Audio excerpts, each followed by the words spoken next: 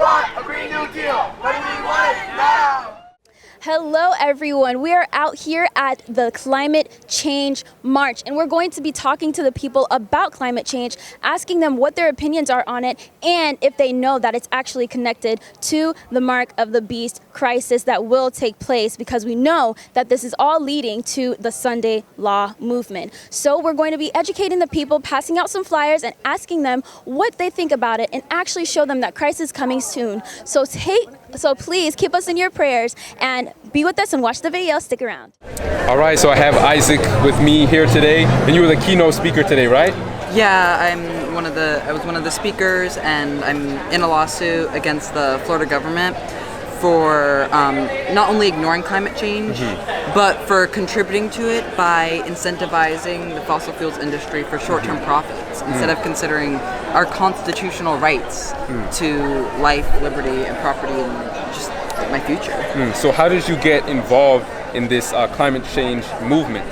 Well, me and my family, we've always loved the environment. We live on a 20-acre homestead, so we're constantly outside and just in nature. We love going to our local springs, state parks, and beaches. And then I found out that climate change was going to destroy and is destroying these places that I love and that are beautiful, and that it's going to affect every single person in the world. And I realized I had to do something. I got obsessed with it. So I kept asking my mom, like, what can I do to help? Until we started researching. We came across lots of different things we could do. Our Children's Trust was one of them. And from there, it's just kind of spiraled into all these different movements and activism. Okay, so do you know where the climate change movement is tending? Like, what will be the end result? It's hard to tell. It's really, it's like a grassroots campaign. It was slow at first, and now it's skyrocketing. People are getting well informed, and there's messages being spread that weren't originally talked about. And I think that we have a chance to create a green economy, but we still have a far way to go and only 11 years left to act. So I'm sitting here with Philip Charlemagne. All right, and Philip, correct? Philip Kwan. Yeah. Now, Philip Kwan, what are your thoughts on climate change? And do you believe that AOC, you familiar with AOC, right? And her Green New Deal policy.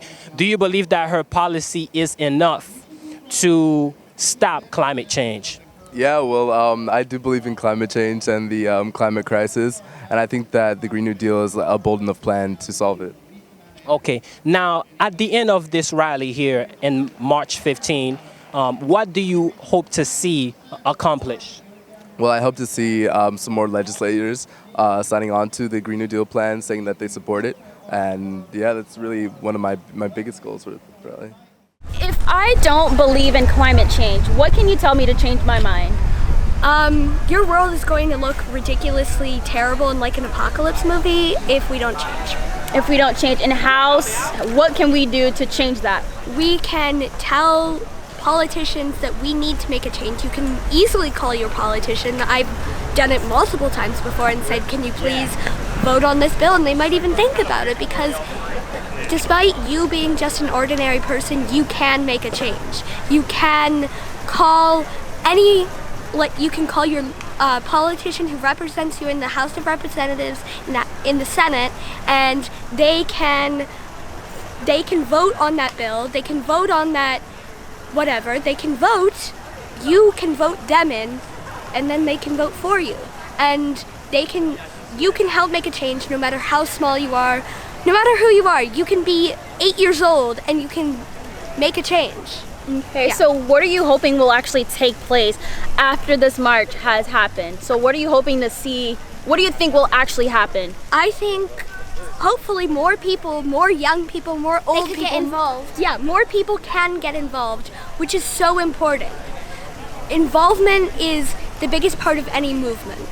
And yeah.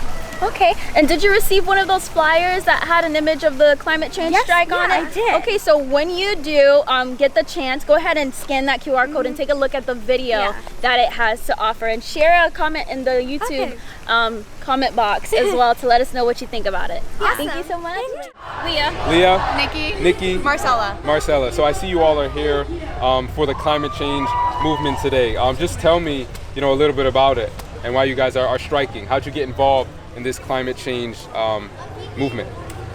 I'd say we're just passionate about where our country is going, where our world is going. If we don't have action now, in 11 years, we're not going to have a plan, and we're not going to have a future. Our families are not going to have a future, and I think that that's important for us to realize now and start moving now and making change now, or else 10 years down the road, none of us are going to have a planet to enjoy and to appreciate. So we just think that that's a really important cause, and that we're here to bring change. So do you think that if we legislate laws against climate change, that it's going to actually stop climate change from taking place?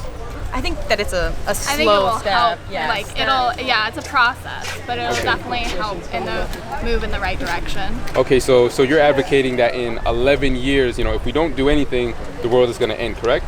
Not the world's going to end, but The United Nations said that in 12 years, climate change will be irreversible. It won't necessarily end then, but will destroy the planet so much that it's inevitable that it will end. All right, now let me ask you a question. What are your thoughts on AOC's policies for climate change? AOC, who are they? Alexandria Ocasio-Cortez. Okay.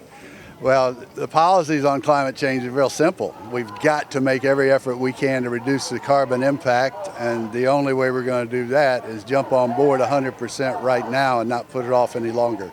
All right.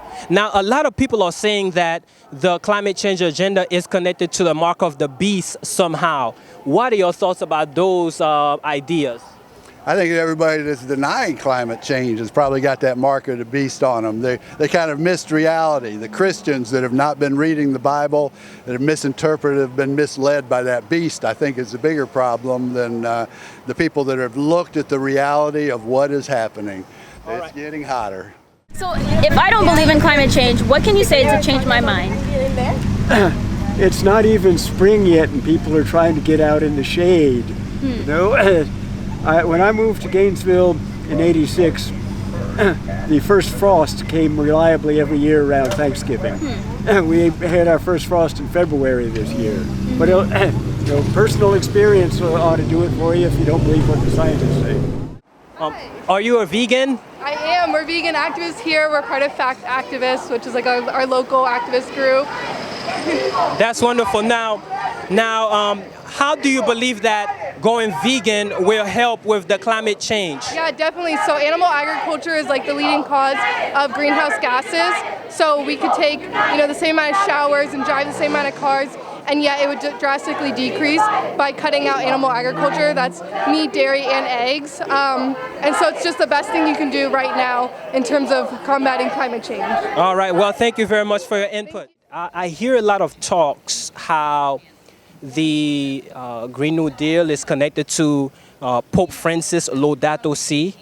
Do you have any thoughts on that? Have you heard about that?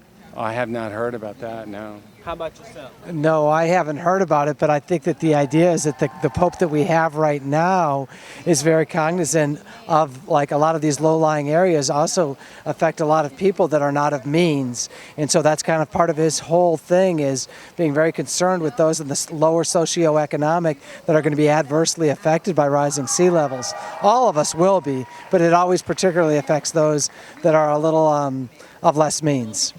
I see. So essentially, you are in supportive of the Pope and his Laudato Si agenda and the climate change aspect of it. Yes, the spirit of it, without going into all the minutia and the details of it. Okay. Yeah. How about yourself? I'm the same way. I don't really know a lot about it, but I'm obviously, I believe that climate change is a problem, and I believe that we have to do something about it for sure. What would you say if I told you, Isaac, that the climate change movement is tending towards the mark of the beast? Have you ever heard that term, mark of the beast? No, I haven't. Okay. All right. Well, basically, the climate change movement, as we look at it through the lens of Bible prophecy, is tending towards the mark of the beast, which will bring about a one world government, a one world religion even, and it's going to force people to worship on Sunday. So this is where the climate change movement is tending, based on the Bible. But did you receive a flyer today? No, but I don't really know much about this. Right. And I'm atheist, so okay. I believe that climate change is a huge issue, Right. and that we need to keep fighting. But I don't really have any idea about that. Got you. I've been informed about that, and I'm an atheist, and don't really. No worries. One thing that I've noticed is that the climate change movement actually is uniting all kinds of people, whether you're atheist or you believe in God or not. It's really uniting people. Yeah. And this right here, this is a flyer that we made Yeah. just talking about it, and in fact, it's going to show you where the climate change movement is tending. Whether you're atheist or not, it's going to affect everyone. Yeah, definitely. All right. Well, thank you so much. You have a great day, Isaac.